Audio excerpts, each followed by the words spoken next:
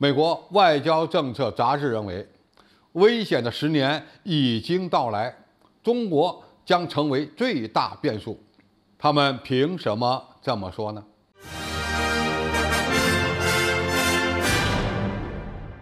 观众朋友、网友朋友，大家好，我是付千绍。近日，美国外交政策杂志发表了理查德·哈斯的文章，他对世界战略格局的急剧变化做出了自己的判断。此人认为，中国将会成为最大的变数。哈斯指出，今天的世界危险源于世界秩序的急剧下滑。最近的情况表明，这个下降变得特别陡峭，因为在美国无力应对的时刻，新旧威胁开始相互交叉。俄罗斯就是美国眼中的旧威胁，而中国这是更大的变数，是新威胁。他在文章中称，普京渴望重建一个俄罗斯的势力范围，甚至可能是一个俄罗斯帝国。在乌克兰发生的军事冲突正是这一趋势的结果。与此同时，中国也开始寻求地区和潜在的全球主导地位。美国将中国定位在竞争，甚至是对抗加剧的轨道上。全球战略变化的其他变量还包括气候变化、流行病和核扩散等等。使情况更加复杂的是，美国的民主和政治凝聚力正处于自19世纪中叶以来最脆弱的程度。美国领导了76年的国际秩序，但是一个内部分裂的美国将变得越来越不愿意，同时也没有能力在国际舞台上发挥领导作用。而这些条件会形成恶性循环，地缘政治的竞争将加速引发新的全球问题。而解决问题需要的合作也更加难以产生。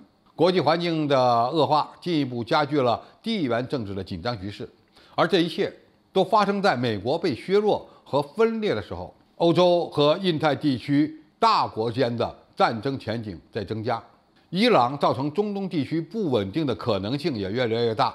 这些因素共同产生了一种不完美的风暴。现在最大的危机是难以通过国际合作共同维持基于规则的秩序。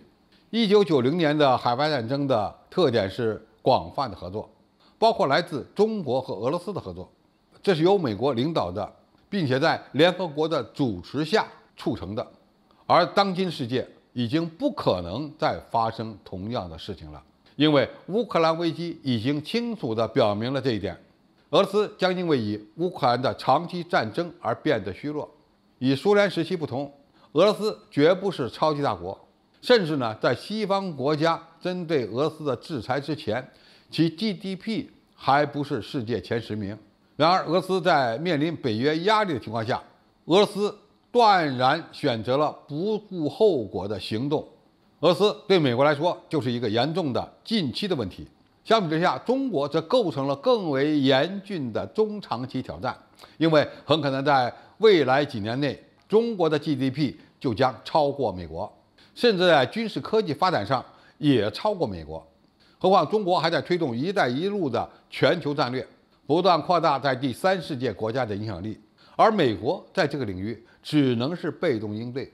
鉴于中国强大的出口能力和庞大的国内市场，就算中国未来采取军事行动解决两岸统一问题，也不大可能会受到广泛的制裁。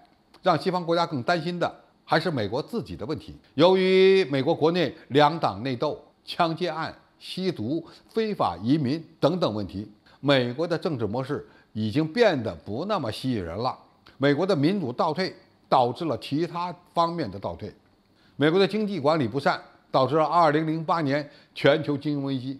最近的失误则导致了通货膨胀飙升，进一步损害了该国的声誉。美军从阿富汗的撤出，在叙利亚的所作所为，都打击了美军全球霸权的形象。美国现在正面临着较大的困境。一方面，该国无法忽视或独立应对全球挑战；另一方面美国又无法与中国和俄罗斯这样的大国进一步的合作。美国对付俄罗斯的办法已经有了，就是拉着欧洲国家一起向乌克兰提供军事援助，让俄罗斯变成一个被严重削弱的国家。但是美国如何面对中国，则还没有太好的办法。美国正在通过多边联盟来制衡中国的影响力。包括美日印澳四方机制、美英澳组成的奥库斯联盟等等。但是，美国如果真的要与中国进行脱钩，自己可能会遭受更大的损失，因为美国的盟友不会选择与中国脱钩。美国想阻止中国统一，但是也面临着没有盟友愿意一起参与的问题。美国需要与欧洲和亚洲盟友协调强有力的制裁方案，但是这些盟友可能对此并不感兴趣。美国为了对付中国与俄罗斯，就需要在经济领域采取更加谨慎和大胆的行动。美元作为世界事实上的储备货币，目前还没有真正的替代品，但这一天很可能会到来。尤其是如果华盛顿继续通过频繁的实施制裁，特别是针对各国的中央银行实施的制裁，将美元武器化，那么美元的强势将不可持续，最终会导致美国失去低利率借贷的能力，也难以控制高企的通货膨胀。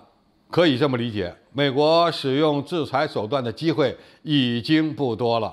总体来看，美国要想应对俄罗斯的挑战，目前呢还有一点办法，但是面对中国的崛起，却并没有太多有效的措施。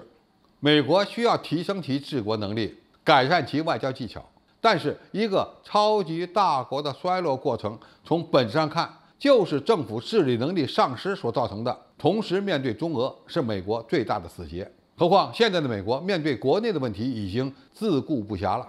中国要战胜美国挑衅的关键，仍然是处理好自己所面临的发展问题，因为时间在中国这一边。好，今天的评述就到这里，谢谢大家收看，我们下期再见。